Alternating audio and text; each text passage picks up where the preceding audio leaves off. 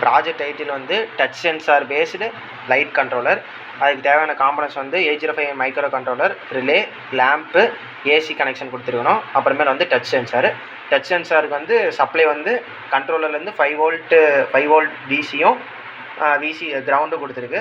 Touch சென்சாருக்கு வந்து input வந்து board 3.3லேருந்து input போயிருக்கு. ரிலேக்கு வந்து விசிசி கிரவுண்ட் வந்து மைக்ரோ கண்ட்ரோலர்னு கொடுத்துருக்கோம். விசிசியோட அவுட் வந்து போர்ட் 0.0ல் இருக்குது. நம்ம வந்து கோடிங் வந்து போர்ட் 3.3க்கும் 0.0க்கும் ஏற்ற மாதிரி கோடிங் பண்ணியிருக்கோம். அப்புறமேல வந்து லேம்போட பாசிட்டிவ் வந்து இங்கே இதில் லேம்போட பாசிட்டிவ் வந்து நார்மலி க்ளோஸ்டில் இருக்கணும். காமன் பின் வந்து பாசிட்டிவில் இருக்கணும். கிரவுண்ட் பின் வந்து இதில் கிரவுண்டில் இருக்கணும். இப்போ வந்து டச் சென்சாரை வந்து நம்ம இப்போ டச் பண்ணோம்னா லேம்ப் வந்து எரியணும்.